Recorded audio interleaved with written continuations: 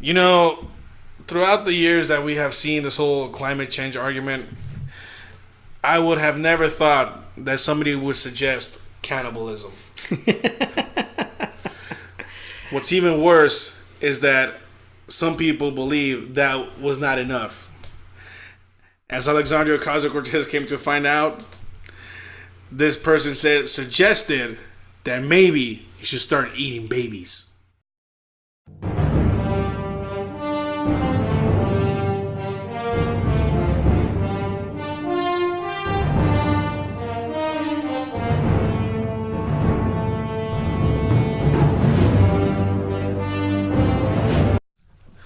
Welcome to weekly broadcast of MM Talk. We are your host Eddie Marmolejo and Jaime Moreno. Last Friday we acted like the Avengers. We assembled, but instead of superheroes, a whole room of conservative Latinos assembled, and we discussed the issues that affect the Latino community and how we can become activists within our own community. And such a great event. We assembled in the heart of Los Angeles. In the bluest of bluest cities, of the bluest counties, of the bluest states. So we assembled there, and like I said, we discussed. We'll get into it, but it was a great gathering, and we'll tell you about it in a minute. We also then will look at Peru. And how nobody's really talking about what's going on there in regards to immigration. They're dealing with an influx of Venezuelan refugees, but have you heard anything about it? Not in the mass media. No, okay. So we'll look into that, and we'll draw some parallels. And why do I think the left is kind of being hypocritical when it's arguments on immigration? But we'll get to immigration enforcement, right? Immigration enforcement, yeah. And finally, we're gonna get into a really strong topic, and it's the Syrian withdrawal. Mm-hmm. This has created division even amongst conservatives in general, and is withdrawing a lot of criticism. And we're going to get into why, because you really have to dig into the situation on the ground to understand why. And the implications of what's going on in the region and all that stuff. It's not just, in and out. It's way more complex than we even imagined. Right. And we'll get into that. But before we start, Jaime, what do people got to do at home?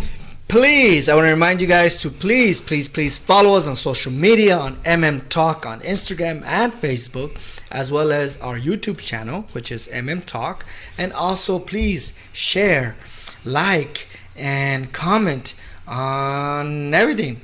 Even if you watch half the show, just like it at least, and subscribe. Let your family, friends know, especially if they want an analysis of what's going on in the headlines. There's a lot going on. We get the most important ones and we break it down for you so you, your friends, and family can be well informed. One thing that Eddie mentioned just a little while ago, that we went to an event last Friday.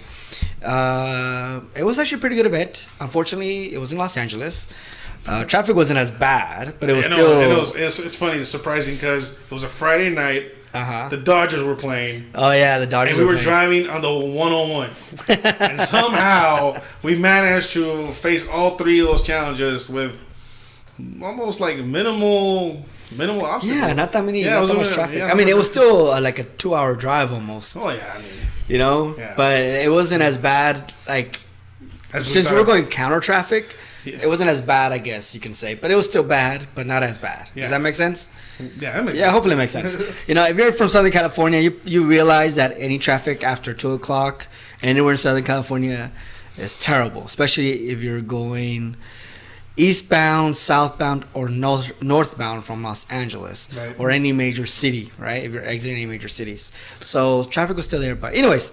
We're not talking about traffic. We're not going to talk about that. We're going to talk about this event. So this event was hosted by Bienvenidos. And Bienvenidos is an organization that is pretty much a safe haven, or... It's more like it's a political organization that's trying to promote activism within the Latino community. And just so you guys know, Bienvenido means welcome. Mm-hmm. Okay? For all of you non-Spanish speakers... out there, bienvenidos, welcome, and that's what this organization is trying to do. They when you look at the founders and all that, and the majority, they are conservative, mm-hmm, but they always state we invite everyone, mm-hmm, because their goal is to promote awareness in the Latino community, to promote activism in the Latino community, and that's what attracted us to go, because here through Talk, we're trying to do the same, right? By stating what's going on in the news, what is actually going on, and not what you're trying to hear in the media and all that. So you guys are well informed, and that's what, and we'll get into it as to what we learned in that event. But that was one of the main things that attracted us to go, and that's what they're trying to do. So we were also, like you said, it's a lot of conservative Latinos.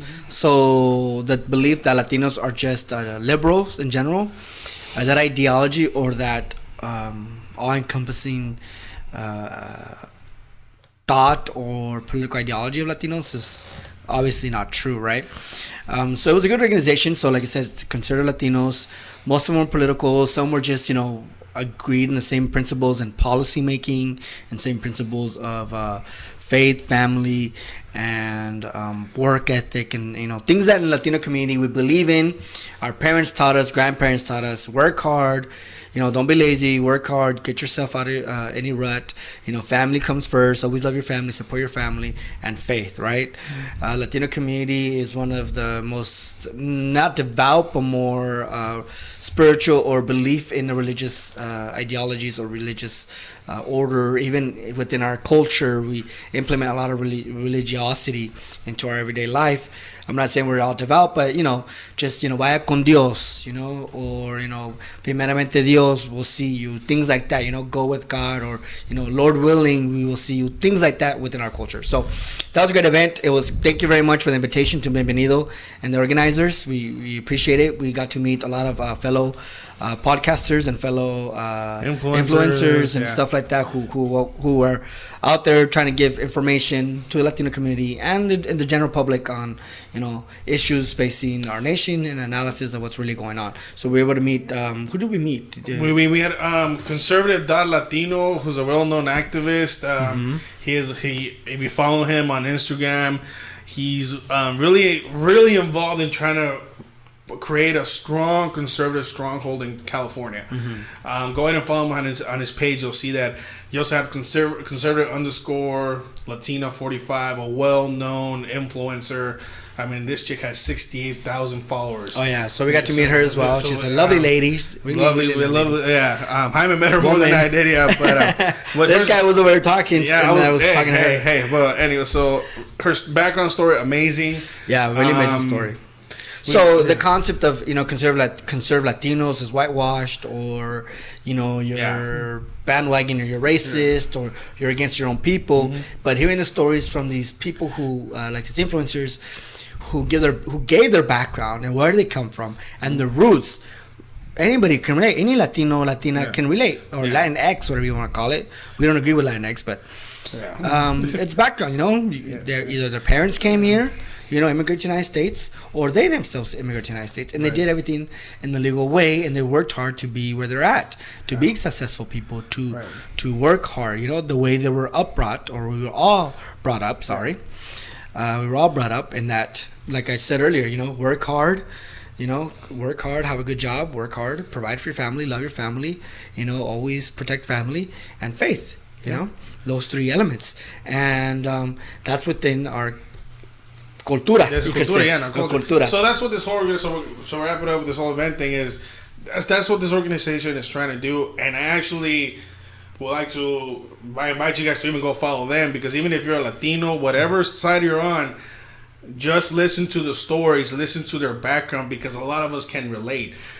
Immigrant family comes and makes it to America, becomes a U.S. citizen. It's like every story that we hear. So please go follow Bienvenidos. Follow the influencers. They have the links right there. So just below, we have the links for them as well, so you can go ahead and follow them or get a look at them. Check them out, see what they're bringing to the table, a different perspective from what you hear in Univision, Ellen DeGeneres, or Telemundo, or Jorge Ramos, or Cardi B, or all those people who go out there and give political snippets or ideas, at least you can have a different perspective. You don't have to agree with them all the time, but you can at least check them out. They're good people. They're great people. They welcomed us with open arms, and we're happy to have gone. So hopefully we can stay connected with them and, network and continue working together in this mission to just provide activism in the Latino community. And border with our neighbors down south, right? Our Latin American country neighbors. Now, we're still in this whole debate on immigration. And recently, you've seen in the news that they're reposting all immigration stuff. They're bringing it back up to the limelight. They're bringing things up about immigration, about even Netflix. I think Selena Gomez came out with a film called Living Undocumented. Now, I haven't personally seen that documentary. I didn't even know that was out. I actually saw it last night. Actually, when I was watching a movie and I saw that there's one of the options. The title? I saw a title, so I haven't seen the movie. I can't really comment on it. Still thinking about whether to see it or not, only because I already know what the narrative is going to be about, which is a pro left undocumented immigration, which here in MM Talk, we do believe in immigration, that everyone, should be able to immigrate to any country they desire, as long as they are doing it the right way and the country will host them or receive them accepts them. But, just going there by force and demanding to be there by force is, not only not polite and uncivil, but it's also, you're pretty much being, how do I say this? I don't have a word for it right now. But anyways, so, south of the border. Let's go back, right? The United States has an immigration problem. Venezuela is going through a crisis. Venezuelans are fleeing their country because, as you all know, this fabulous ideology of socialism and government control of every sector of the market, and government, giving you health insurance, education, jobs, guaranteed by the government, this ideology that is actually being promoted by Mr. Bernie Sanders, Ms. Elizabeth Warren, even some of the other top candidates for the presidency on the Democratic platform, right? This ideology of socialism and democratic socialism, whatever the hell that means, has been working in Venezuela for the past, 10 years? Oh, 99, so we're almost at 20. 20 years, yeah. Okay? Socialism has existed in Venezuela for 20 years, okay? Now, what's going on in 20 years? It's not a prosperous economy. Not a lot of people have well-paying jobs. They're actually fleeing. And here in MM Talk, if you go back to our history, or back to our previous videos about Venezuela and all that stuff. There's like three to five videos just on Venezuela. Just alone, okay? Yeah. So, they're fleeing. So these Venezuelans are fleeing. So that means they're going to their neighbors. They're going to Colombia. They're going to Peru. They're going to Chile. They're going to Central America. They're coming up to the United States, seeking asylum or seeking just to leave their country, just refugee status, because their country cannot provide food for them, cannot provide basic medical coverage, cannot guarantee lighting. They don't even have drinking water. There's nothing. I don't know what else is going on in that country that we're not being told, or we just have to dig into it, right? Mm-hmm. So, Eddie ran into an article that was published in August, which is pretty much 2 months ago, okay? And it talks about what's going on with certain countries who are neighboring Venezuela, and what the sentiment is by those countries and the public.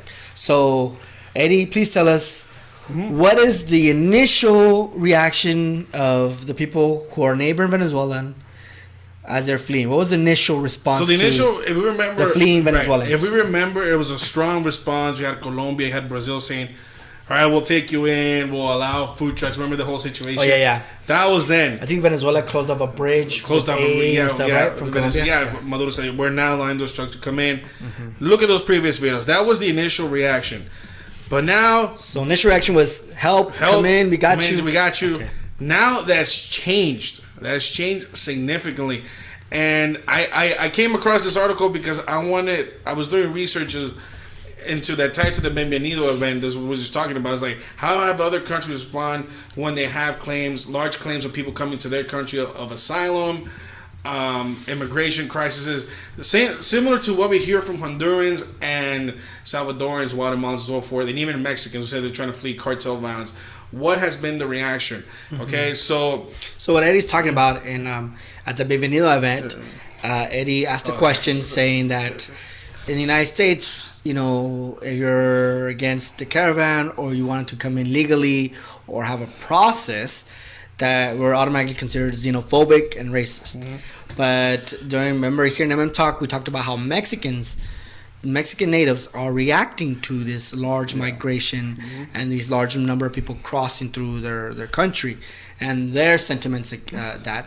And here in MM Talk, we said, do we consider them racist, xenophobic, or do we consider them, in the same ideology that, you're more than welcome in our country, but just do it in a rightful, respectful manner, right? So that was a question he asked Bienvenidos. They did answer that question. We won't go into details on that, but that was a question that Eddie was talking about. Right. So if in the United States it's racist for upholding immigration laws, what do we say about other countries who want to uphold their own immigration laws? So Eddie, continue. Sorry. Yeah, that's fine. Sorry. So the article talks about this couple that's fleeing Venezuela, okay? They had to travel 1,900 kilometers to get to Venezuela. Dang, 1,900 kilometers. Let me look up. You keep talking. 1,900 kilometers to get to Venezuela, okay? To get from Venezuela to Peru. And then as soon as they get there, they state the following. They look at you and they tell you they should go back to your own country. What are you doing here? We don't want any more Venezuelans. We're full. That's Peru? That's in Peru. Wow. So, Peru is saying, hold on, we already have enough of you. You need to stop coming to our country. Right. So does that make them xenophobic and racist? No, because look at what we're just saying. At the beginning, we had this very welcoming culture in all sectors of society. But then fear started to kick in. Right? The same fears, like people taking over jobs, crime rates, and so forth. Okay, jobs, crime rate, and jobs, crime rate, and just basically just over just too many. There's just too many. We can't handle them. There's just too many. Like it's the same situation that we have in the border. So same argument we have here. And asylum seekers, too much asylum seekers. But if you thought that the 62.5% of Mexicans who opposed the Central Americans was bad, the Institute of Peruvian Studies claimed that 73%. Damn, 73% of Peruvians opposed Venezuelans coming into Peru. That's a large number. So when I was looking into this, right, everybody understands what's going on in Venezuela by this point. If you tune into the show, if you tune into the media, if you've heard anything in Venezuela in the last couple of months, you know what's going on in that country. You know the level of violence, the level of people that are starving, it's a disgrace. The inflation the economy faces, right? And those people have to go. What are other countries saying now? Too many of you. We can't handle all of you. You guys got to slow down. You guys got to fix your country. We don't want you here and all that. Well, we don't want you. It's kind of Russia, like the really xenophobic and all that. They're xenophobic. But I explained. Peruvians are xenophobic. But I explained to you. Just kidding. And that forces the governments to do what? Change their immigration policies. Peru now is requiring people to have passports before they can even enter the country. You can no longer. Wait. They're requiring passports? Yeah. So even if you're fleeing Venezuela, you cannot enter Peru without a passport. They're becoming more strict in their asylum laws. So strict that now the BBC reported that 90% of those people will not even qualify for asylum in Peru. Dang, that's hard. 95% of people will not qualify. 90% of people will not qualify. That leaves you 280,000 Venezuelans with the inability to stay in. Wait, Peru. how hard is the threshold? Well, I'm sorry. How right now I think threshold? So if 90% of asylum seekers will not qualify to fall under Peruvians' rules of asylum seeking, that means that it's super hard then to. Yeah, it's getting harder because they're saying that a lot of people are fearing that the crime rate is taking advantage, and all forth, and so forth. And then, so a lot of people, and it's a lot of, man, I'm trying to get you guys the actual number of Venezuelans that have fled. I think it was like 800,000. 800,000. That's pretty much what we have here at the border, right? Yeah, yeah. But I mean, I think they fled, not that all they ended up in Peru. Yeah. Peru is home to some actually, it is in Peru. 800,000 Venezuelans have migrated to Peru. Colombia is housing 1.2 million.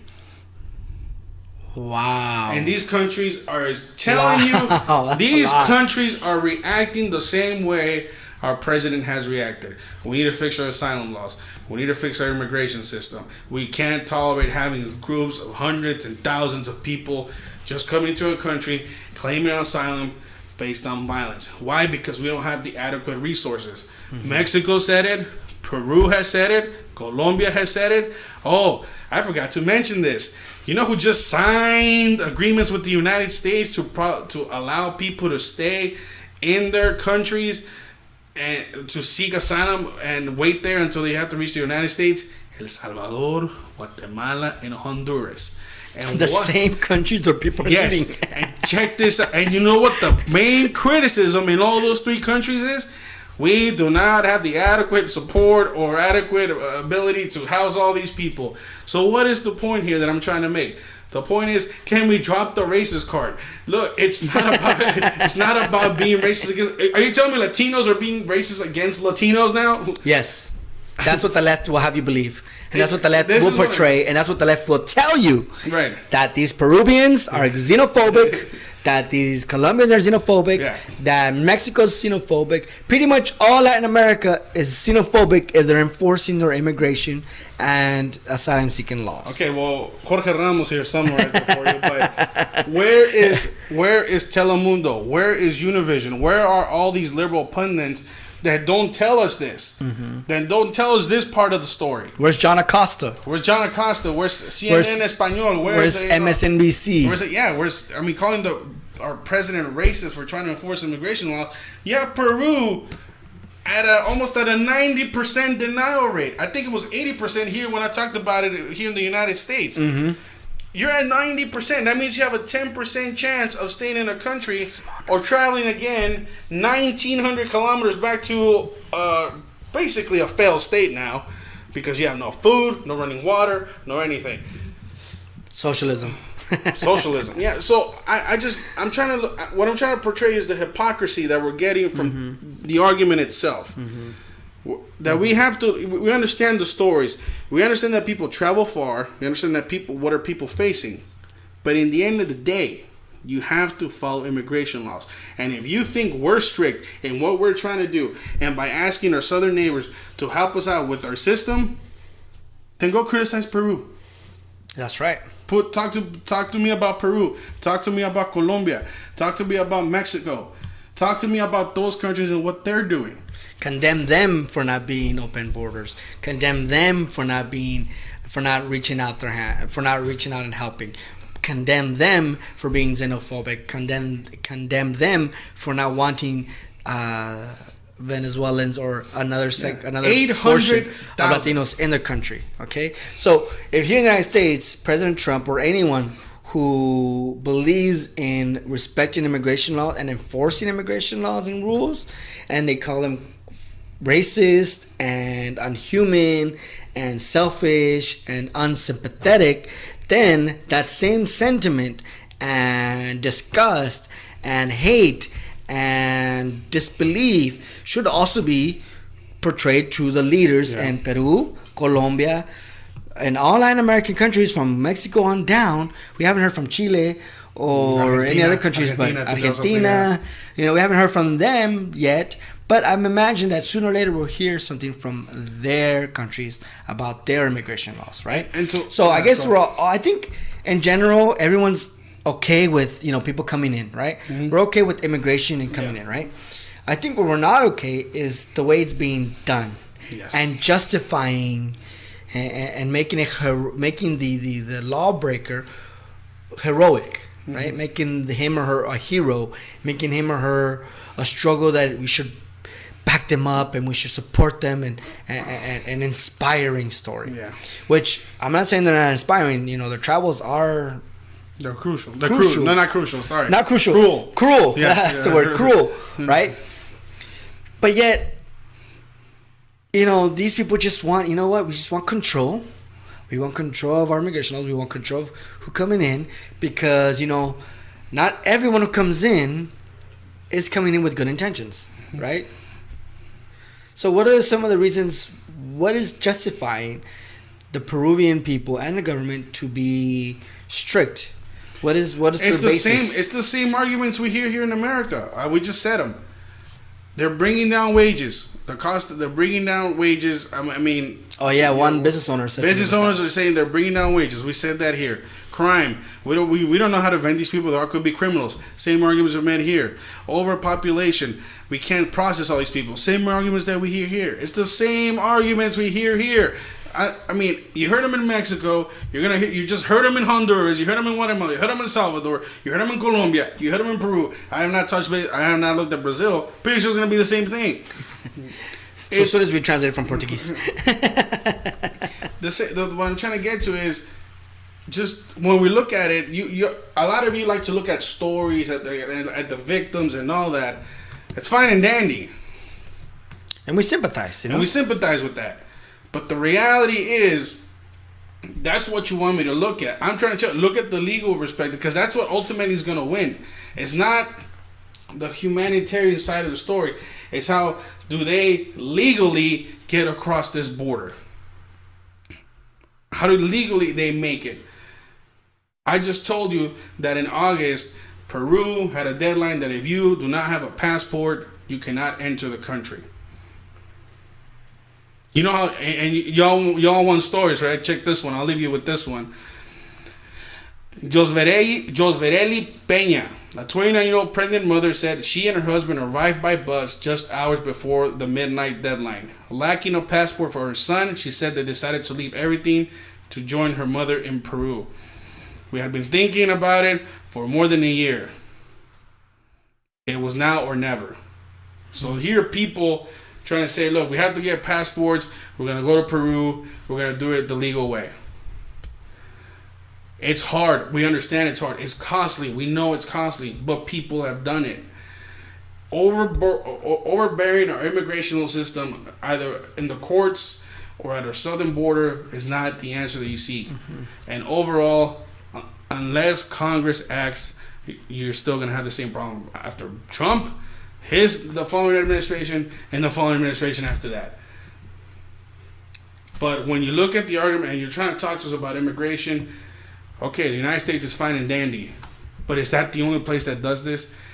Because if it isn't, you can't call President Trump racist. And when people like my Latino brethren like to say are of the same skin tone, doing the same things that President Trump is doing, we are no longer talking about racism. Mm-hmm. We're talking about what the security of that particular nation is and the self-interests of that nation. And the rule of law. And I'll leave it at that. So yes, so Peru is having stricter immigration rules and regulations. We're not going to repeat the same thing, but what do you think? You know, if these countries are enforcing their immigration law and they're asking to be a better tight-knit, better background, better interrogation system in order to allow people into the country, it's not because they don't want certain people. And I think they interviewed a professor who's saying that it's xenophobic, straight out xenophobic, right? But you know, 73% of their entire country is xenophobic, then she either missed the point, is missing the mark, or she just doesn't want to deal with the real issue and investigate why 70% of Peruvians want stricter immigration laws and want these, you know, illegal crossers from Venezuela to leave their country, right? So what do you think? What do you suggest? Are they right by enforcing their own immigration laws and making sure everyone processes in and vets and make sure everyone comes into the country in an orderly manner? Or should we just do what the pundits and liberal far left want, and Ocasio-Cortez and Ilhan Omar and MSNBC and CNN and all the pundits of the left are saying it's just open borders, let them in. They're good people. Even our own governor here in California, just let them in. We'll take care of you, right? So, what do you think? Are they racist and xenophobic for enforcing immigration law, or are they doing by right? Our next subject is something you guys probably don't even care about, and if you do care about, you're probably confused about. And if you don't care about, you're probably like, why does it even matter? So our next segment is foreign policy. Yeah. And I think, like Eddie said, I think a lot of people do care about this issue because I think a large percentage of us Americans, believe that we should stop going and having endless wars, right? That's the theme of this next segment. Now, Eddie's going to go into the details of the strategy and how it's being handled, right? But I think all Americans in general are just tired of seeing or are weary of wars after wars after wars and conflicts after conflicts after conflicts. Every year or 2 years, we're sending troops out somewhere. We're sending our family members, our brothers, relatives out for one conflict or another, either to stop something, to interfere in something, to attack something, to whatever the cause is. We spend billions and billions of dollars in military budget and a military industrial complex, and we send our loved ones out in harm's way, right? We here in MM Talk support the troops. We're behind the troops 100%. We love them, we encourage them, we pray for them. When we see them around, we thank them for their service.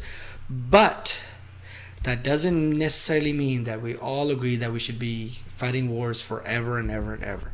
So I think a large percentage of Americans, if Obama said we should end endless wars, right? And Trump came in this presidency and said we should end endless wars. That's pretty much portraying the sentiment of us Americans in general, right? So we're not going to talk about that specific subject, whether to continue wars or not. But Syria is under that purview of justified war and conflict, justified spending money out there in a foreign country, justified sending our loved ones out there in the battlefield, and sending resources out there over conflicts that may or may not directly affect us. And if they do, is it worth the long-term damage, or should be something in and out? So Eddie's going to go ahead and just tell us more specifics and analysis. So just give you a little background. We all know Syria is going through a civil war, right? They've been going to civil war since 2016? 2014, civil war, okay? We have the Syrian regime with President Assad, and then we have the rebels, right? They're going at it, all right? Now, because of that conflict, and because, and Eddie will go into details, because of the conflict, ISIS came out, right? No.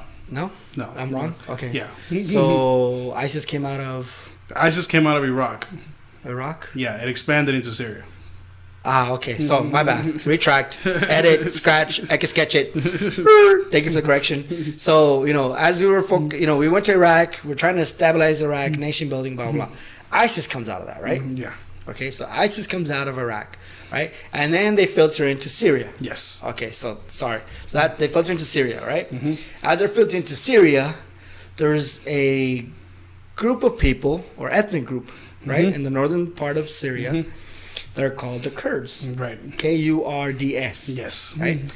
That ethnic group of people have been crucial in stopping and containing ISIS with U.S.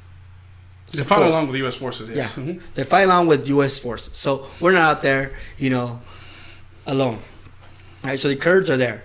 Now the topic is, should we withdraw the troops out of that region? Because we already defeated ISIS, we already contained it. Should we withdraw the forces, or should we continue to be there? And Eddie, what is the argument? Should we withdraw, or should we continue to fight or provide medical advice, military advice, military support to that region? Okay, so when you look at this argument, you got to look at it two ways. What side of the argument you're on? Okay. As we all know, President Trump, during his campaign, promised, I'm bringing the troops home. We're tired of endless wars. when looking at everything that has transpired in the last 12 hours, a majority of the people are of that sentiment. Bring the troops home, whatever the cost. I am for bringing the troops home. However, this withdrawal of U.S. troops represents a geopolitical disaster. Why do I say that? Secretary Mattis and Vice President Trump that a withdrawal of Syria should be taken into 3 steps. And one of those steps included keeping a stable region and training the troops of that region. The Kurds are in a perfect position of doing that in northeastern Syria, where they have detained thousands of ISIS soldiers. They have in 3 cities. They have strongholds in these 3 cities, and they have detained them there. Now, what's going on? Mm-hmm. What's going on essentially is that Turkey is now getting involved. Turkey views the Kurds as a threat to its national security. So why would the Turkish government think that the Kurds are a threat? Yes, because there's a political party in Turkey that threatens the political status quo, if you want to say, of Turkey. And by having soldiers that are of the same ethnic group, is viewed as a threat to the Turkish government. So this ethnic group, the Kurds, mm-hmm. Okay, so the ethnic group is Kurds, and now this ethnic group, now that it's armed mm-hmm. and trained by U.S. forces, mm-hmm. could potentially upset the status quo. Well, that's the that's the thought, right? That's the theory. From fear. Turkey. From Turkey. Yeah. Okay. And so they label them as terrorist organizations, and they basically have been wanting to go into this region to create a buffer zone. And what a buffer zone is, it create a region. It's like basically like not really a no man's land, but it's like I'm gonna say demilitarized zone, if you want to call it, right, where refugees that fled from Syria to Turkey can go back and just stay there and they'll be protected, but and therefore and also keep the Kurds at bay. The problem with that is that this area also is controlled by the Kurds. That's the area that's controlled by the Kurds. That's where the invasion today took place. Because when President Trump said, I am withdrawing U.S. troops from Turkey, not from Turkey, from this part of Syria, from Syria in general, it emboldened Turkey to say, they're leaving, we're going in. And that was the excuse that it was being waited for. And today, you saw the consequences of that. You saw. So Turkey took an advantage. Okay, the Kurds aren't. The United States is leaving. Mm-hmm. The Kurds are there to defend themselves, right? Yes. So Turkey's like, okay, this is a perfect moment to attack. Yes, to basically go on the offensive. Because we got to eliminate the threat, right? But isn't Turkey an ally? Well, let me get to it. Okay. Yeah, so just refrain from questions until the end. Because it gets complicated.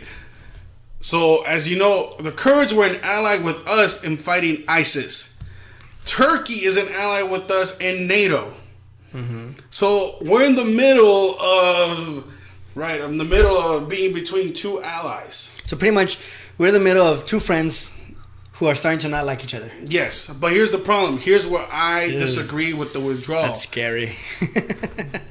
General Mattis, or Secretary Mattis, at the time said, our purpose in Syria is to defeat ISIS. Mm-hmm. If you're telling me that that's your political purpose, right? Your military purpose, right? Your military purpose, and which is basically what you politically hope to achieve, mm-hmm. then in this case, I'm siding with the Kurds. Because the Kurds are providing you the safe zone and are providing you the ability to create that exit strategy. Mm-hmm. Right? They're allowing you to create... It was the defeat of ISIS that it was your objective. Your military objective is the defeat of ISIS. By allowing Turkey to now go into that same area, not only are you leaving the Kurds alone, you're destabilizing that region. And you're allowing ISIS to regroup. I'm not the only one who's saying. There's a lot of analysts. The Pentagon is saying it. Everybody who's analytical about this is saying it. That allowing Turkey to do what it did today allows the possibility of ISIS to regroup. What does that mean? That you just lost your overall political objective. This was one of the things that Secretary Mattis was saying. You have to keep an area of security, and you have to allow those that we have to train those that maintain that area to be trained in order for nothing to happen. Yeah, in order to prevent from ISIS Yes. to regrouping again, Yeah. right? So So right now it's contained, Mhm. right? And by Turkey trying to attack this ethnic group to avoid a future or a fear of unsettling or overturning the government or the status quo in Turkey, they want to go ahead and just be on the offensive now, Yes. right? And by doing that, they're going to worsen The situation. the situation with Yes. Syria Yes. and ISIS. Yes. This is not about staying in Syria to end its civil war, people. This is not about that. This is just the ISIS. This is to contain ISIS. You're eliminating the political objective that was set by this administration. Eliminate ISIS. Mattis told you, withdraw carefully. Don't withdraw all at once. By you announcing withdrawal, even just by announcing, even if it was 50 to 100 troops, you announce withdrawals. That emboldens other powers to say, well, if they're leaving, then we're going for it, right? And President Trump said, well, if they do anything harsh to the Kurds, we're going to throw sanctions against Turkey. Okay, riddle me this: we have thrown sanctions against Iran. How has that worked out? Have they been less emboldened to do what they're trying to do, or have they been more emboldened? I think they've been more emboldened. Okay, well, so Hyman believes they've been more emboldened, and it's true, because when a power in the region has an opportunity to eliminate something with less restriction or less opposition, they're gonna do it. Yeah, there's a term in political science where if your neighbor doesn't have the military force, then you have the military advantage, right? Since you feel like you have the military advantage, you feel like you can go to war and actually win it, right? Against your enemy or against your neighbor or whatever. But this whole thing is people need to understand, get away from the punchline, bringing the troops home. Here's what I'm saying. No, what you're trying to say is that we should bring the troops home. Yes, but I'm saying, no. We got to be strategic about it. Yes, but I'm trying to tell people, get rid of that. To understand it, to eliminate the punchline, bring the troops home. Look what's on the ground. Because this is what Secretary Mattis, the Pentagon, analysts, everybody is saying. Strategic withdrawal to bring the troops home and keep them home. I gotcha. Because if there's no withdrawal strategy, it's most likely we're going to send them back. Send them back, exactly. Okay. This is what happened with Barack Obama in 2012 when we had to resend troops back into Iraq after he said, I want the full withdrawal out of Iraq, against the recommendations by Secretary Gates, his Joint Chiefs of Staff, anybody in the Pentagon who said you have to leave a substantial force in Iraq until the Iraqis are able to provide the security vacuum that they need to basically be on their own. And President Obama said, no, we withdraw troops from Iraq. Everybody at home was celebrating. Of course. And then I want to say maybe like a year later, they're going back in. Yeah, he made a blunder there. So this is parallel to what's going on here. President Barack Obama called Iraq a dumb war. President Trump is calling the wars in the Middle East endless wars. Okay, you're not listening to your advisors. You're trying to withdraw. Are we seeing parallels? You're trying to withdraw, and then at the end, you're probably going to have the same result. Because now, not only are you dealing with Turkey, who's an ally, you're leaving the Kurds alone. That also is going to embolden another key player in this game, Russia.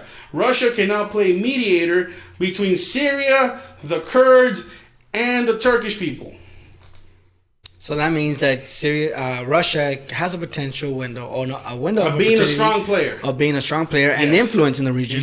And that changes the geopolitical arena for the United States in the Middle East, and particularly in that area. Oh, and by the way, when you're trying to put a foothold again in that region and try to work with your allies now, guess what they're going to say first? Well, you left the Kurds alone. The Russians came in here, and try to at least work something out. Yeah, they're allied with Assad, but they try to provide some sort of security and peace. You left them. You left them hanging. This is what I want people to understand. Bringing the troops home is one thing. You want to talk about endless wars? Endless wars don't have an objective. Mm-hmm. This war did under Secretary Mattis. Eliminate ISIS, create a security zone. The Kurds just had that, and you just gave it back. You just made it a free for all. You made it a free for all for the Turks. So, what you're trying to say is that just by blindly removing troops, just for the sake of removing troops. No, not for this. Let's say removing troops to achieve the political objective at home is ridiculous. It's the same thing. Because you're not looking at strategic. You're saying, okay, I made a promise and I'm going to complete the promise. Yeah. Regardless of the consequences. Yeah. I don't care what happens in the region. I'm bringing them home. So it's like bringing them home regardless, like a blind removal without any exit. A real, I'm trying to speak strategic. Yeah, you know, it's like if you have two friends who are fighting, right, and you're in the middle of it, you're like, well, who do I support, this guy or that guy, right? Which friend should I support, or should I work for these two people can work together? No, it's not. Yeah, okay, that argument makes sense. But in this one, I point out to again, what was your objective? Okay, eliminate ISIS. Who had the upper hand, Turkey or the Kurds? The Kurds had the upper hand. So. If we're talking self-interest and trying to bring the troops home, who would you side with? Wait, what? Okay, let's point the scenario again. The military objective was to eliminate ISIS and create a security zone. Yeah. The Kurds have all of that, right? The Kurds hate the Turkish. They hate each other, right? Your objective was to eliminate them and to bring our troops home. Who would you side with in this situation? The Kurds. Exactly. Mm-hmm. So supposedly by now the Kurds should be able to handle themselves with or without U.S. support. But that cannot happen. Why can it not happen? Because the objective was not completely achieved because of the changes in the policy of President Trump, mainly through one of the removal of the retirement of Secretary Mattis, right, and the changing of U.S. policy in that particular region. That was it. So the policy is what? Just remove troops? Remove troops. Yeah. That's what no exit strategy. Yeah. To secure the area. Yeah. And to contain ISIS. Yeah. Right? So you remove them just for the sake of removing them is just going to cause chaos.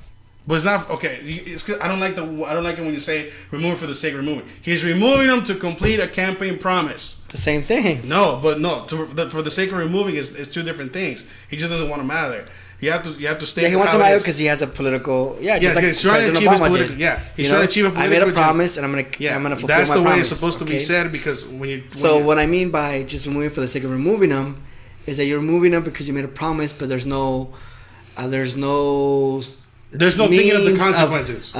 Consequences. It's like saying I'm gonna go ahead and do something without looking at the consequences of that action. Yes. Right, just for the sake of doing it. Even though it's a campaign promise, he's still going to do it regardless of the consequences of that removal. Yes. So the troops are there, just bring them home, and whatever happens, they can deal with it.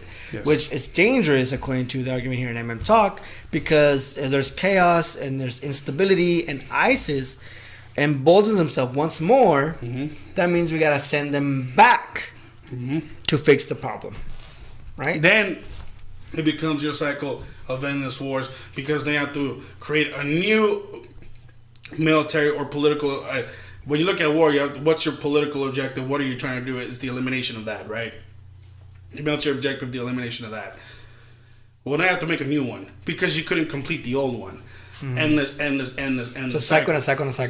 So that is where the term endless war should be really applied. It's not that we've been in the Middle East for 20 years. We've been in the Middle East.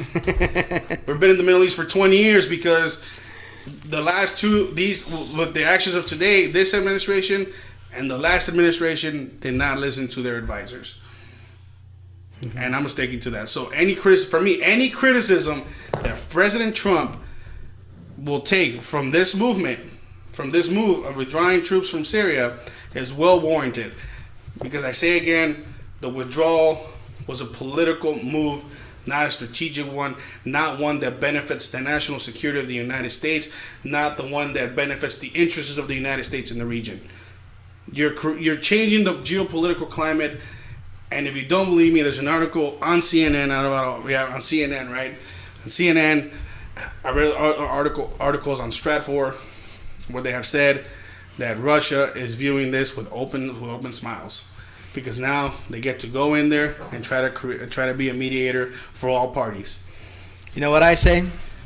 Get Chuck Norris out there. Oh, Chuck Norris. Chuck Norris will kick everyone's ass out there and just straighten everything out, and that's it. All right. Chuck Norris is the best superhero. All right. Chuck Norris will fix this problem with the look of his eye. Yeah, so let me know what you guys think. He's fought terrorists. Oh, Lord have mercy. He's fought, what's it called? Bruce Lee. Ethnic terrorists in his movies. He's, gone against... He has experience in the Middle East, okay? If you look at his old movies, he has experience with that. Delta Force. Okay? All right? So just send Chuck Norris. He'll fix that. Anyway, but... All right, Trump? But on a serious note, though, let me know what you guys think. This is what I analyzed the situation in Syria as at. I've been asked a couple of people, what do you think about Syria? The withdrawal right now, as it is being done, is a mistake. I've read reports, even from Fox News, of soldiers on the ground already stating that Turkey is not upholding to the restrictions set by the Trump administration. I don't know. For me, it's kind of like we do this all the time. We go in there, we have an objective, but we never factor in the long-term security of such action, right? Because we did the same mistake in Afghanistan, we did the same mistake in Iraq, we did the same mistake in Vietnam, we did the same mistake now in this region with Syria. Well, we go in there with an objective, and then we want to withdraw the troops, bring them home, because the public is tired of it, but yet we don't have an exit strategy. And that's a whole separate argument. I can tell you why. It's because it's not a separate argument. It's no, the same it thing is. that's happening It now. is because you're. It's not a separate argument, but to answer that, you have to get into the discussion of nation building, which we don't have time for. We're not even talking about nation building. Yeah, that's why you have no exit strategy. Because you never have exit strategy, regardless of any. The war is just either we beat them, and that's it. We still have this mentality of World War II, and that's it.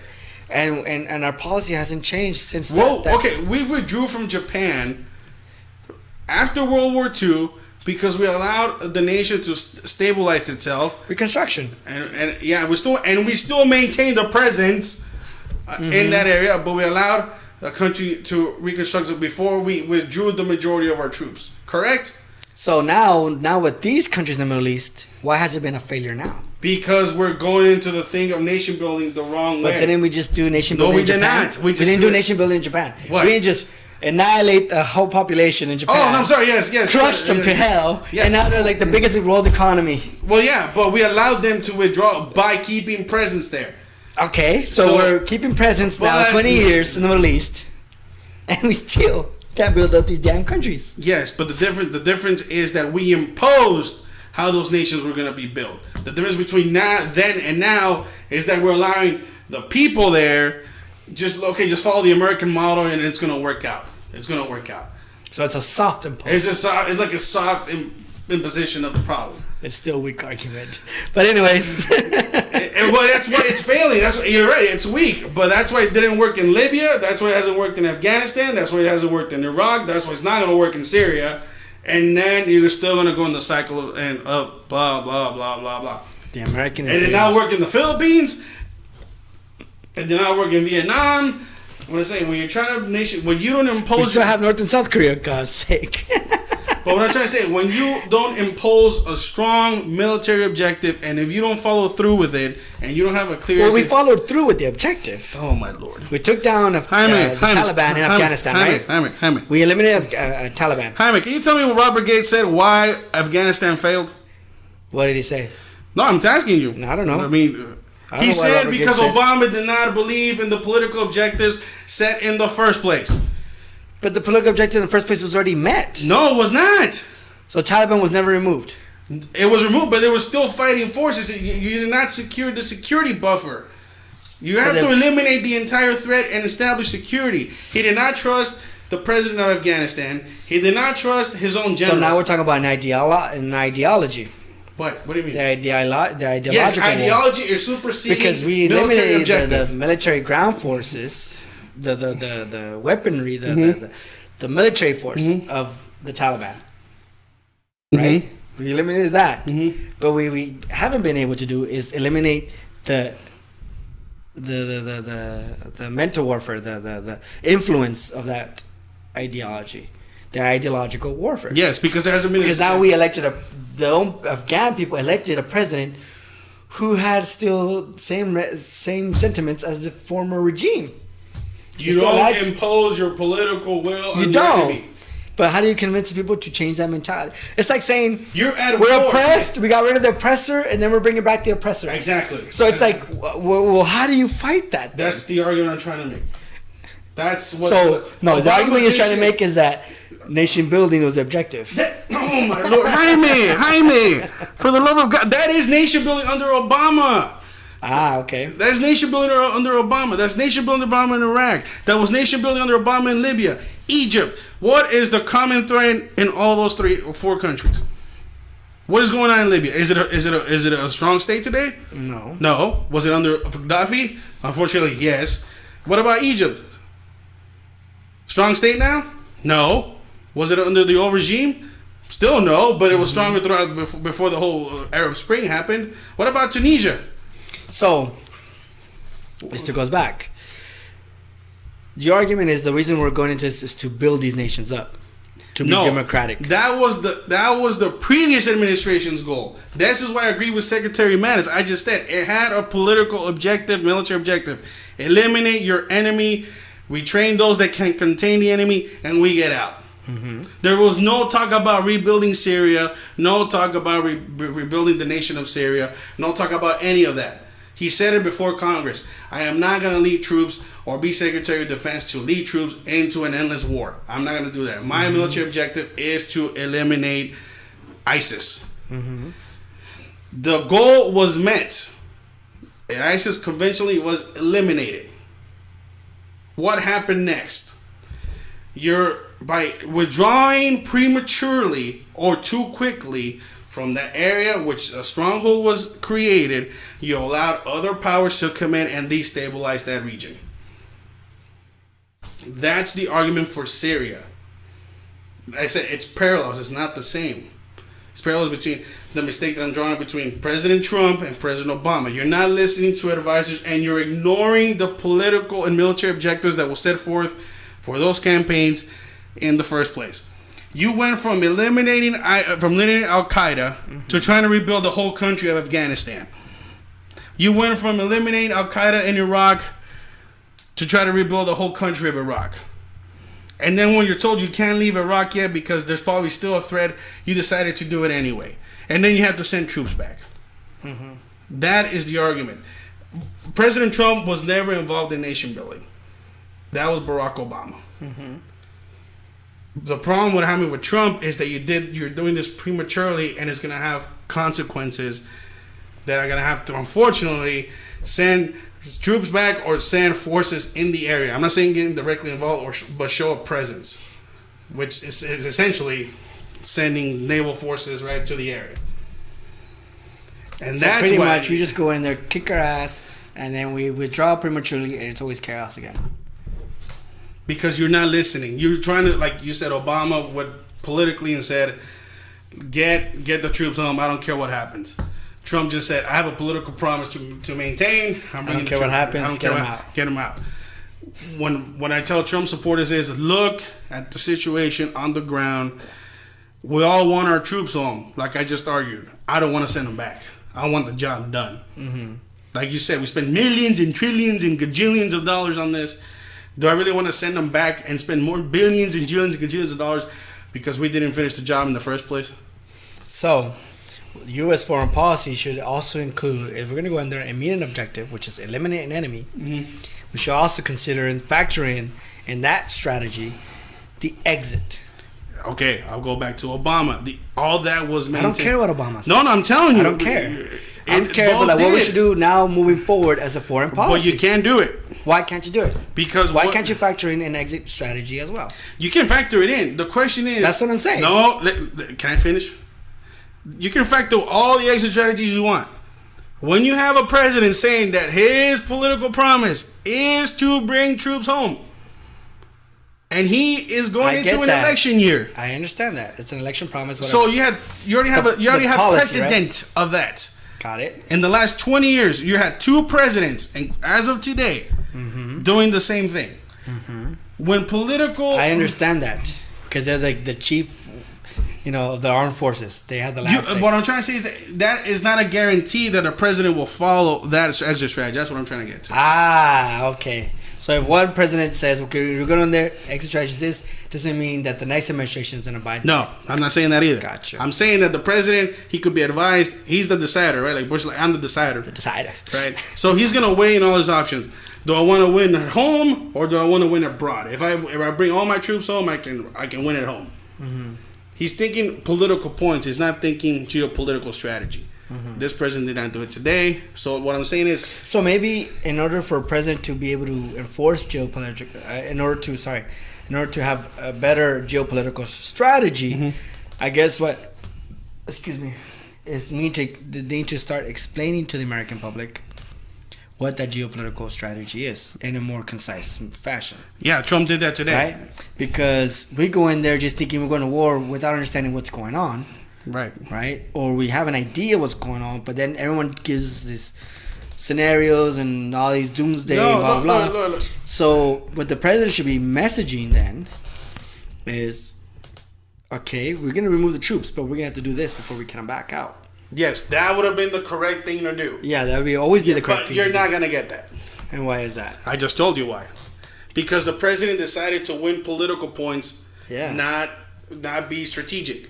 So that's what I'm saying, because the public doesn't understand the complexity of war. It's not even that the public understands. He made a choice. I'm trying to get you to understand that he made a choice. Yeah, the choice to get the votes, obviously. Yeah, the choice to get the votes. We understand politics. So he's being political. He made a political decision, not a military strategic decision. Yeah, of course. That in the end may come bite him in you-know-where. Yeah, come bite him in the butt for not, meeting his promises, right? Yeah. I totally understand that. Right?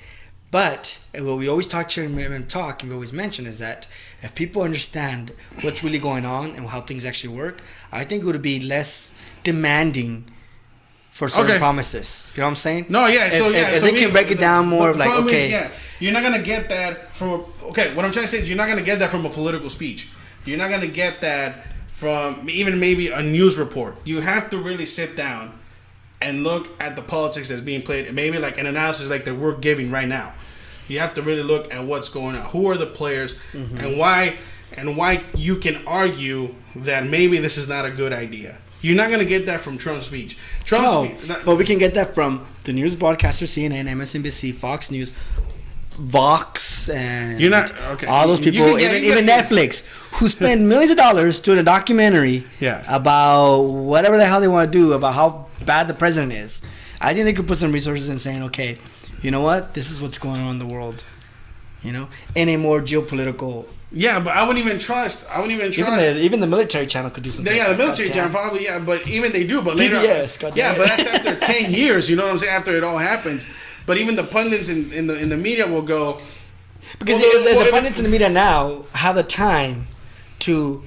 Selena Gomez has the time to make a movie about living undocumented. I'm talking about how they're gonna make the arguments for what their side is agreeing to.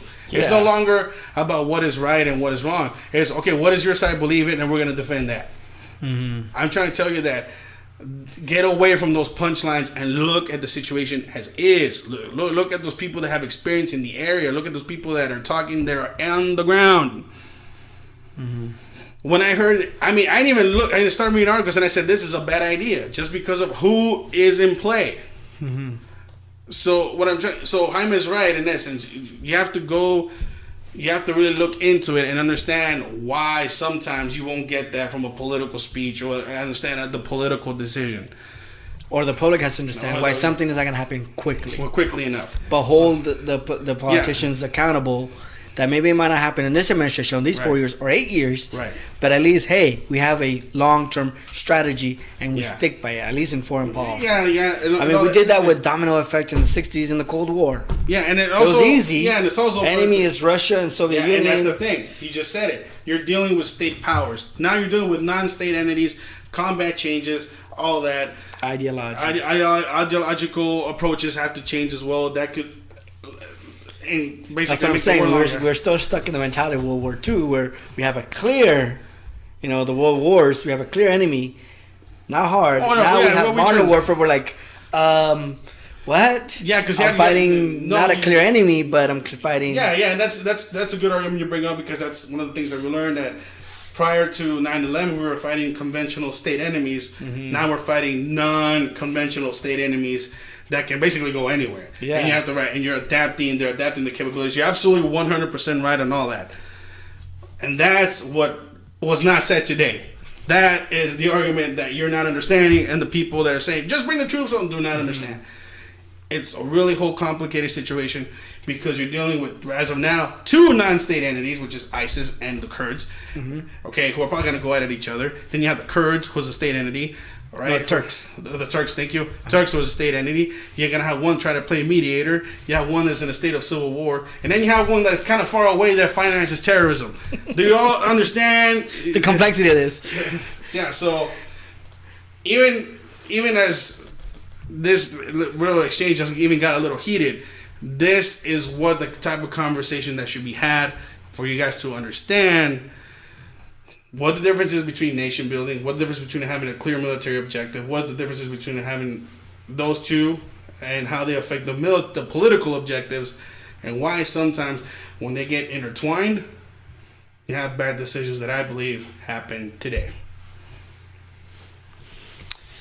Thank you very much for joining an MM Talk. Thank you for staying with us. I know you probably like, why are you guys fighting about what you're talking about? It's a lot going on, but pretty much what we're trying to say is that President Trump wants to remove the troops from Syria, which is good in essence, in theory, and in favor of the large public opinion. Mm-hmm. But what we don't understand as the public is that such a premature move, like Eddie is saying, will cause a further imbalance in the area, which will cause us to return troops back into the area.